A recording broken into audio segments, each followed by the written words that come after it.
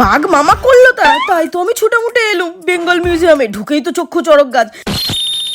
শুধু কি আর বাঘ, হরিণ, স্নো লেপার্ডের ফেটাস নাকি গো, প্রিজার্ভ করা আছে 35টি প্রজাতির সাপও, এছাড়াও নানা প্রকারের পিঁমড়ে, মৌমাছি, 400টিরও বেশি প্রজাতির পাখির নমুনা। আর শুধু এই কচ্ছপের খোলসখানা দেখো, কি মোটুসুটি ছিল তাই না বলো।